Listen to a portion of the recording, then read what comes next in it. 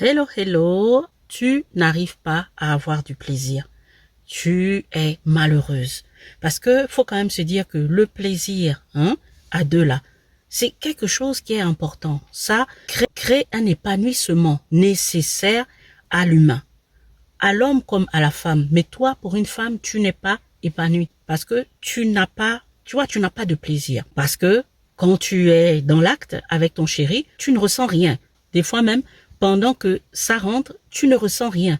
Ou des fois, tu as même des douleurs, tu n'es pas bien, ou des fois, ce sont tes pensées qui sont ailleurs. Tu as des idées qui se baladent.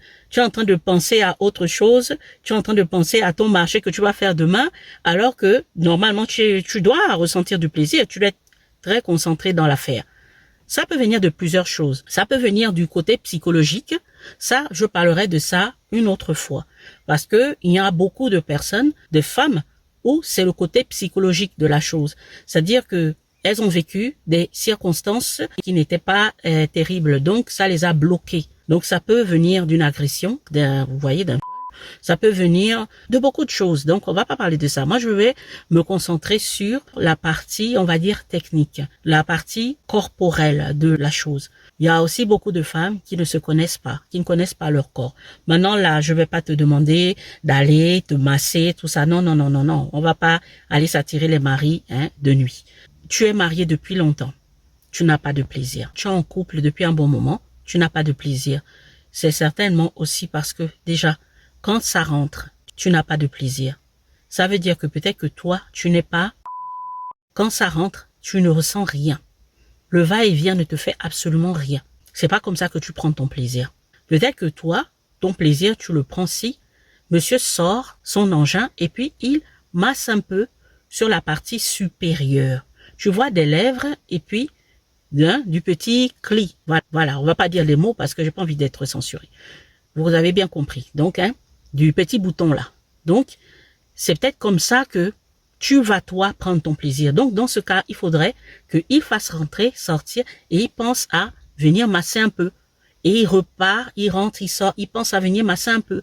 Ça, c'est essentiel parce que c'est comme ça que tu vas prendre ton plaisir et tu prendras du plaisir aussi quand il va faire rentrer. N'est-ce pas? Je ne vais pas utiliser des termes un peu, vous voyez, parce que forcément, aujourd'hui, là, on bloque, voilà. Et c'est pas le but, rechercher.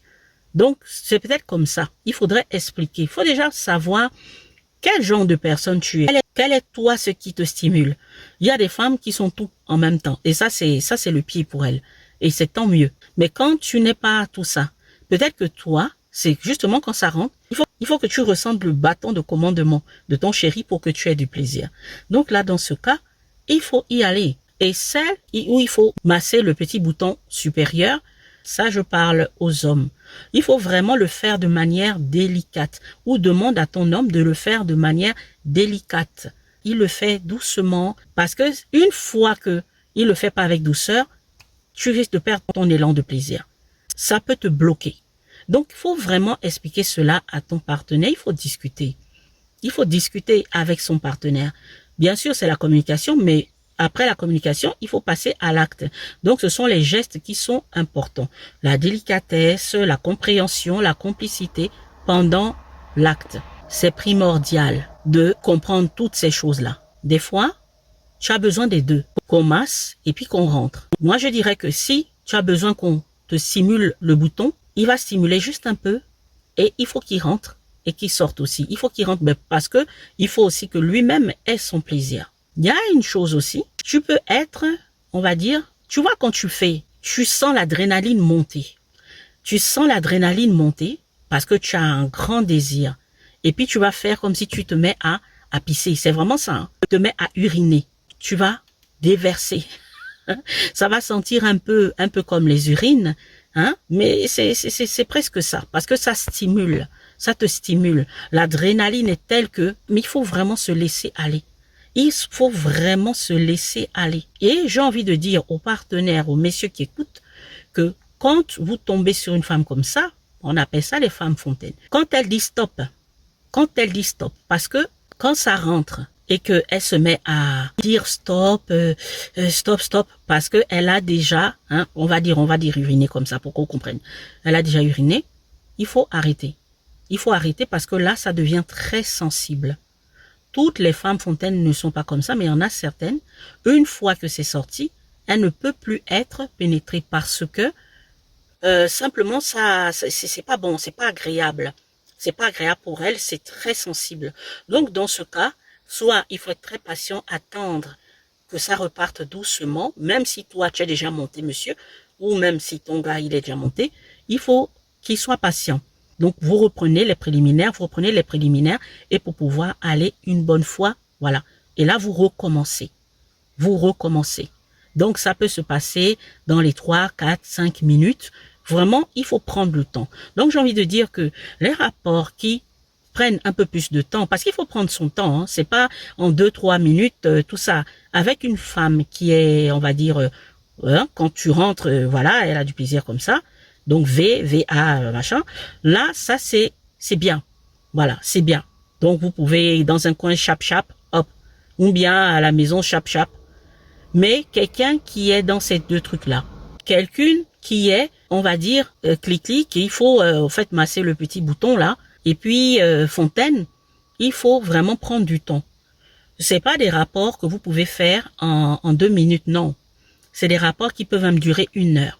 Donc il faut vraiment prendre du temps parce que il faut vraiment beaucoup de patience. Il faut aussi, voilà, il faut beaucoup de douceur et beaucoup de compréhension. C'est ça. Donc, les femmes qui sont clic-clic, faut vraiment pas aller le faire avec un gars. Il faut que votre mari, si vous êtes en couple, le mari ou le conjoint, soit compréhensif. Parce que s'il n'est pas compréhensif, ça va gâcher votre vie. Et c'est vraiment pas le but. Pareil, les femmes fontaines, il faut du temps. Donc, je vais pas tout expliquer là, mais en tout cas, pour l'essentiel, corporellement, on va dire physiologiquement, si tu n'as pas de plaisir, ça peut venir du fait que tu ne te connaisses pas. Tu ne sais pas quel genre de femme tu es, comment tu prends ton plaisir. Il faut savoir comment on prend son plaisir. Voilà. Donc tu peux être les trois. Tu peux être en même temps VA, tu peux être en même temps fontaine, tu peux être en même temps clic-clic. Le plus sensible, c'est celles qui sont soit clic-clic, soit fontaine. Il y en a dans les fontaines, il faut vraiment prendre du temps. Une fois que le liquide est sorti, il faut attendre. Il faut attendre parce que si tu continues, ça va l'irriter et elle n'aura absolument pas de plaisir. Et puis, ce sera très sensible une fois que le liquide est sorti. Et après ça, franchement, ayez du plaisir. Faites-vous plaisir en couple. Apprenez à vous connaître et puis vivez vos vies.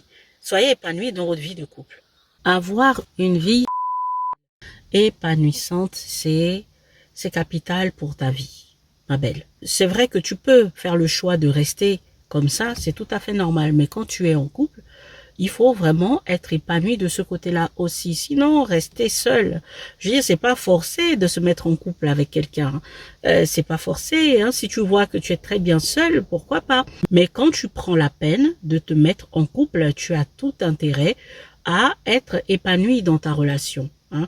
Et on parle aussi de côté intime, c'est important. Il faut se connaître et puis expérimenter avec son partenaire. Bien entendu, un partenaire sérieux.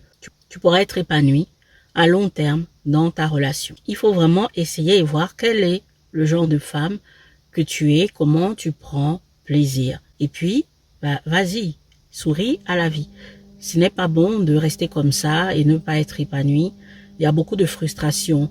Et le problème, c'est que c'est tabou. Il y a beaucoup de personnes qui se mentent à elles-mêmes. C'est tabou d'en parler. Et quand on en parle, on dit, oui, vous aimez trop parler de ça. Il n'y a pas que ça. Comment faut faire pour entreprendre? Mais bien sûr, je peux avoir des entreprises et vouloir être épanoui dans ce côté-là. Au contraire, c'est comme un exutoire. Donc, pourquoi ne pas être aussi épanoui? D'accord? C'est essentiel de l'être au quotidien dans sa vie. Quand on est en couple. Donc, si ton chéri ne sait pas, parce que il peut ne pas savoir, hein, d'accord? S'il ne sait pas comment te satisfaire, il faut en discuter avec lui et essayer de prendre tous ces points-là que j'ai déjà cités. Bien entendu, si tu n'as pas de problème, on va dire, d'ordre psychologique.